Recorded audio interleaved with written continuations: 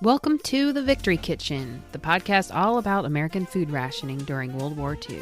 I'm your host, Sarah Creviston Lee, author, historian, and vintage foodie. I'll be exploring the logistics of food rationing, featuring wartime cookbooks and recipes, and highlighting real home front experiences. We're going to be learning exactly what our grandmothers had to do to get their food to fight for victory. Hi, I'm Sarah. Welcome to the second episode of The Victory Kitchen. Today I'll be talking about the big one, sugar rationing. Then I'll be highlighting a special wartime pamphlet called Baking on Your Sugar Ration. And finally, I'll share with you some wartime memories of my husband's grandmother that she shared with me recently. What do you think about when you hear the word sugar? To me, I think about a food commodity that has a very complicated history and has a lot of emotion attached to it. I mean, in history, it's tied to terrible things like the slave trade.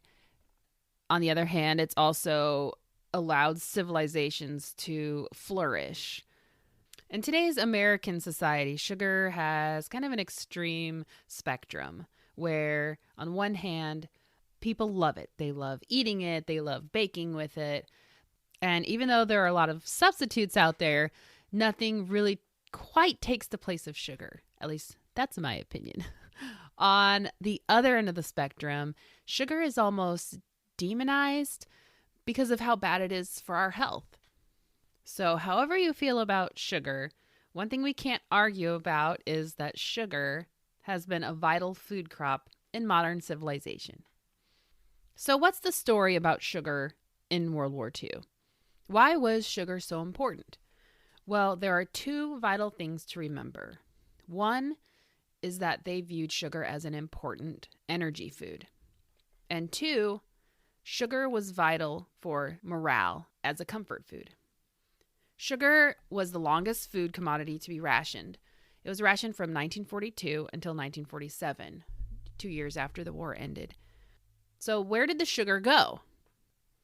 I kind of like to think of it as the Great Sugar Shuffle. If you think on a global scale, there's all these countries that import sugar or make sugar, and the sugar has to get to its destination for the consumers. Well, during the war, because of not just the Japanese bombing in the Pacific, where the West Indies and the Philippines are, where we got a lot of our sugar, you have to also think about, besides sugar cane, there was also the sugar beet crops, which were grown in the United States and in Europe and other places in the world. Well, especially in Europe, these sugar beet crops were just not an option anymore because of bombing, the lack of people to do the farming, lack of equipment. It just wasn't an option anymore. So the world had to take what little supply of sugar there was, and it had to shift among the different countries that were importing the sugar. The United States did get some sugar from Hawaii. In fact, I came across a reference in one of my books that talked about how sugar was used as ballast and cargo in ships returning to the U.S. after delivering military goods in Hawaii. Another source of American sugar came from Cuba. Cuba's sugar once went almost exclusively to the U.S. A bulk of that, however, became part of the Lend-Lease program and was sent directly to the UK and Russia. One of the big problems in getting sugar to the United States and really anywhere else in the world was a lack of ships.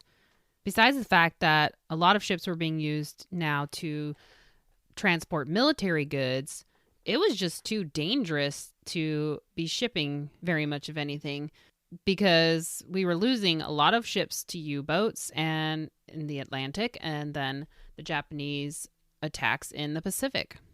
A final reason of why sugar was rationed was because a huge stock of available sugar went to the soldiers. It went in the form of candy bars, Coca-Cola or Pepsi, sugar for coffee, desserts like ice cream. This was because sugar, like I said before, was a morale food. It made things feel normal in a circumstance that was beyond normal. And what's interesting to note is that even in the 1940s, the United States was the world's largest consumer of sugar.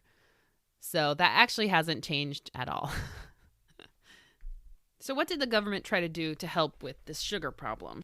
Any other sugar from Cuba was brought to a special port in Florida that took the sugar on dedicated train cars.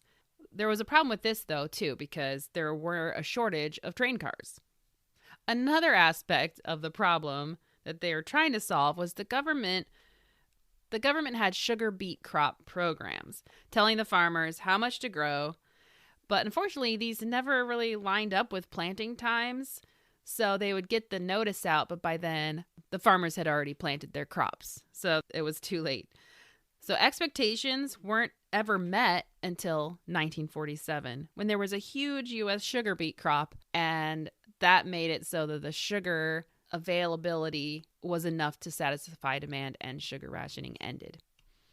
I was able to find this amazing government video made in 1945 called "What's Happened to Sugar?"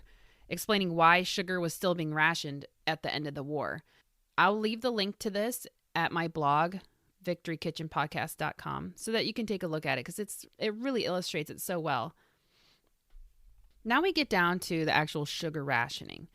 Sugar ration planning began in 1941 due to forecasted shortages. They kind of saw it coming. The great thing about sugar rationing was that it was a gentle way of breaking the public into the idea of rationing, and therefore even greater rationing programs down the road. This also helped the government work out any kinks early in the war. It still wasn't a perfect system, but it was a big improvement over the sugar rationing in World War I. So how is sugar rationed?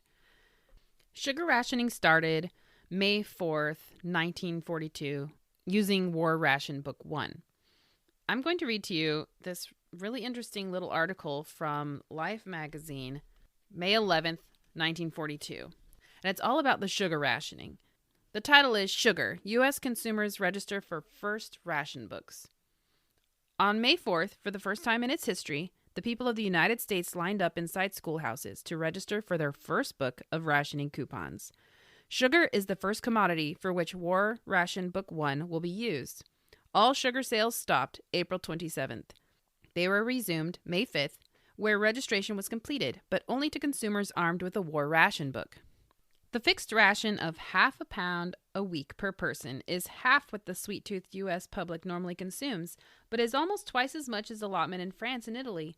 Commercial users of sugar, such as bakeries, candy, and ice cream manufacturers, received ration books April 28th to 29th, were allotted about 70% normal requirements.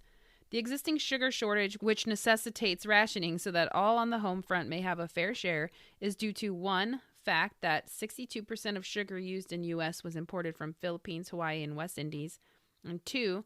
Large amounts of sugar are used in manufacture of alcohol for explosives. And then in the caption for one of the photographs, it says that it shows a week's supply of sugar for one person is equal to 48 teaspoons. That is ample for 14 cups of coffee, 7 helpings of cereal, 7 of fruit, and 4 of cake.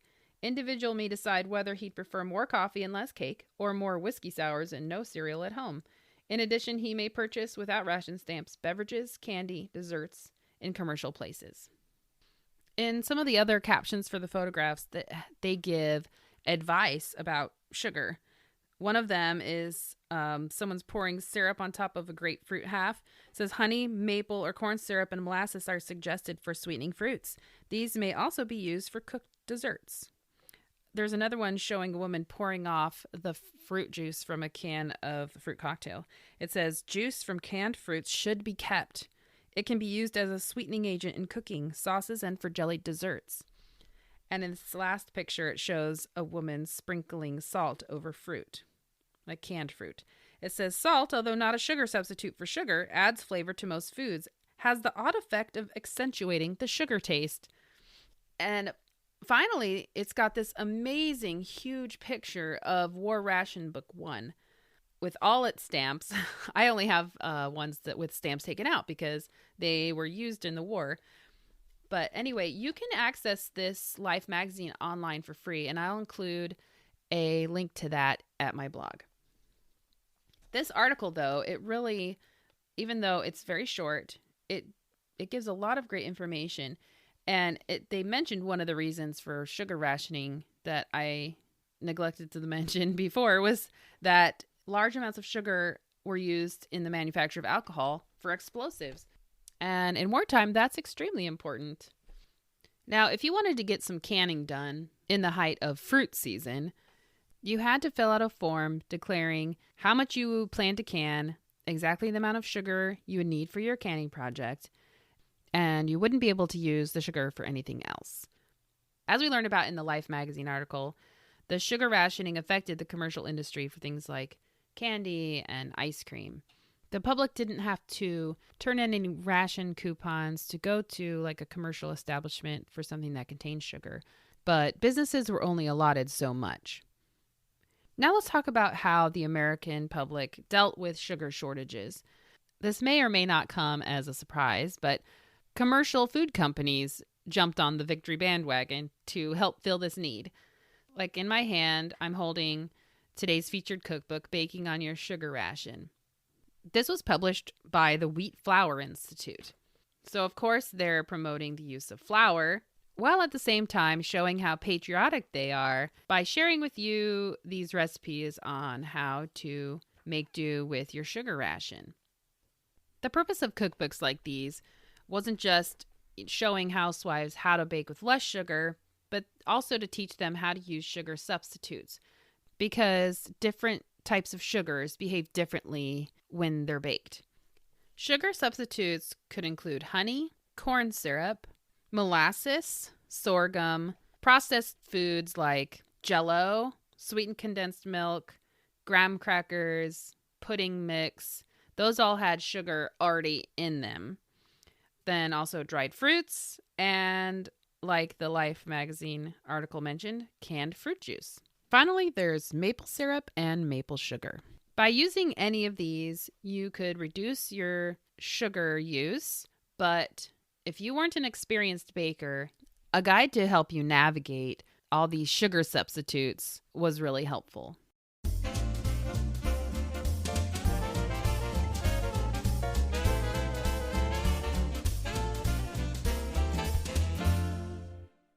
Today's featured cookbook is Baking on Your Sugar Ration by Clara Gebhard Snyder, published by the Wheat Flour Institute in 1942. Like a lot of cookbooks from this time, it's very patriotic. It has red, white, and blue colors on it. It's got a V for victory, kind of abstract V in the design. And I'll put a picture of this on my blog, of course, so you can see all the things that this cookbook has to offer. Inside it explains what the Wheat Flour Institute is, because I actually didn't know what it was. It says Wheat Flour Institute is an educational organization sponsored by the flour milling industry of the United States. Its service in supplying information on flour and flour products is free to teachers and group leaders. Now, I don't know about you, but I don't always read the introduction to cookbooks, but this one is actually definitely worth reading because it gives all the different tips about using sugar replacements that a baker would need to know if you weren't familiar with it. I'll just read the first little bit. It says, delicious breads and coffee cakes, cookies and cakes can continue to come from the kitchens of knowing cooks. Sugar may be short, but there is still good white flour, now better than ever with its added B vitamins and iron. Cooks in this country are fortunate in having an unlimited supply of the best flour in the world, enriched white flour. There is no substitute for white flour, for no other flour contains the proper ingredients in just the right proportion for making good batters and doughs. Now, what they say here is actually very true. In other countries in the world, especially the UK and Europe, they did not have the luxury of white flour during the war. The introduction goes on to say that each of these sweeteners has its own characteristics. Honey is sweetest of all. Corn syrup is least sweet. Molasses, sorghum, and maple syrup give their special flavors to products containing them. It also says that sweeteners most generally used in this cookbook are corn syrup, both light and dark, honey, molasses, sorghum, and maple syrup. Maple sugar, when available, is used like brown sugar. Now, I wish I had read this introduction before I baked the 2 recipes in this book that I'll share with you. I used corn syrup. I knew corn syrup was a little bit less sweet, but it really makes a big difference if you know that in advance. And I'll get to that, the details on that in a minute. Now I'm going to take a quick little second to explain about sorghum. Not everyone might be familiar with sorghum. I grew up in the Midwest where sorghum was, you could get it pretty easily. I had to really hunt for it out here. So when I was in Pennsylvania at an Amish store, I think I found it. So I just bought it because it's really hard to get. Sorghum, it comes from a type of grass that was imported from Africa, and it grows really well in the plains states. It's the taste of it is a lot like molasses. That's about the closest I can come to it, but it's very thick and molassesy. And a last word of wisdom from this book, they say that because these sweeteners are so different, no general rule can be made for their use. Usually it is wise to follow recipes which have been carefully worked out and tested. A few guides may, however, be helpful in adjusting your favorite recipes. And that's what they go on to explain, these different guides. All right, so the recipes that I tried from this cookbook are the caramel cinnamon muffins and the date peanut butter drops. So the caramel cinnamon muffins are your basic muffin, with the exception that you prepare each muffin cup in the pan with a half teaspoon butter or margarine and 1 teaspoon dark corn syrup. Then you fill each cup 2/3 full with the batter. The batter just consists of flour, baking powder, cinnamon, salt, an egg, 2 tablespoons light corn syrup or honey, milk, and some melted shortening. Pretty basic muffin recipe. Well, I decided just to opt for corn syrup in both the batter and then obviously in the bottom of the muffin cup. Well, if I had read the introduction, I would have been reminded that corn syrup is not very sweet. So these muffins, while they looked very caramelly and appetizing when I took them out, they were actually not very sweet at all. And even my kids were like, why do these taste so salty? It's not that they had a lot of salt. It's just that they didn't have very much sweetness to them. I would recommend, if you try this recipe, in the batter to use the honey. Because like it said at the beginning, honey is the sweetest and corn syrup is the least sweet. So that's what happens when you don't read the directions and the introduction to your cookbook. The second recipe is date peanut butter drops. I really love the combination of dates and peanut butter. To me, a great snack is just cut open a date, take out the pit, and spread in some peanut butter and just eat it. It's so good. Very basic snack. So I thought this has got to be a great combination because instead of using raisins in a cookie, you're using chopped up dates. And what better place to put them than in a peanut butter cookie? This cookie calls for shortening, peanut butter, half cup of sugar, half cup corn syrup or honey, teaspoon vanilla extract, 2 eggs, 1 cup chopped dates, flour, baking powder, salt, milk. And then you cream together the fat, peanut butter, sugar. You add the corn syrup and the vanilla extract, and then you add in the eggs. Then you add in the dates. Then you mix all the dry stuff together, and you alternate putting it in with the milk. This makes a really creamy texture. So not like what you'd think of a normal cookie batter. This is like a technique you'd use more for like a coffee cake or something like that. So I thought that was interesting. The cookies ended up being very light in texture and pretty soft. 2 things I'll say about this recipe. One is that it yields 4 dozen 2-inch cookies. That is a lot. If you don't want to commit an entire recipe to date peanut butter cookies, you could add dates to half and maybe mini chocolate chips the other. I won't tell anybody. And that way, if you don't like the dates, you've always got the chocolate as a consolation prize. Overall, I think this cookie was really nice. The dates aren't actually very pronounced in the cookie dough. I do think that they added an extra little sweetness to it and a tiny bit of texture. I think I'd recommend using a crunchy peanut butter. It doesn't say that in the recipe, it just says peanut butter. But I think having the crunch from the peanuts along with the dates would be really nice.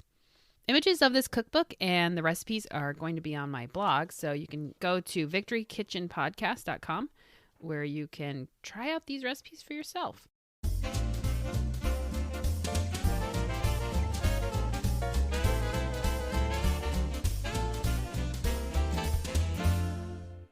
Finally, I'm going to tell you about the story that was shared with me from my husband's grandmother, Eloise Erickson, about her mother, Olive Bruner. A few months ago, I asked if she could share with me any memories she had as a girl growing up during the war. She grew up in northern Montana, and what she told me was that she remembered that her mother, Olive, would buy flour and sugar in 50-pound bags. Being able to buy sugar in that amount, that might have been before the sugar rationing started. But what she also said was that her mother would buy every scrap of sugar allowed to her. So when it came time for canning or baking, she always had enough. She's also said that she never felt like they did without anything. Her mother just continued, like always, during wartime, just baking the same things. So she doesn't remember having to do without or anything like that. She doesn't even really remember there being any special wartime recipes that her mom used. What that says to me is her mother had really good household management. She used what they had, when they had it, and I'm sure they had a garden that they also grew. If you think about it, these parents that are raising kids during wartime, they have memories of the Great Depression. The Great Depression didn't end until the war started, and so there's a lot of practice already in being frugal and making do with what you had. So I really like this memory. I'd like to ask her more if she remembers anything, because what I found in all these sources that I've collected over the years about wartime rationing is that the cookbooks, they tell you the factual things or even the hopes that the governments had for their programs. But what I'm finding is in the stories that it wasn't always the case. So really interesting stuff. And this is where I'd like to invite you to share any family stories that you have, any recipes that you have from wartime. And I would love to share them here on my podcast so that we can get a more rounded picture of what wartime rationing was like for Americans. The United States was a huge country, and rationing was very different for people in all areas of the country, just due to, whether you lived in a city or in farm country, or you lived in Alaska or Hawaii, which were territories. I mean, there's just so much going on and so many different climates and crops being grown. I mean, really just it varied so greatly. Every memory that we can add to this American food rationing story is like another thread in a huge tapestry, where if we weave them all together, we will be able to see more clearly, what the American experience was like in the war.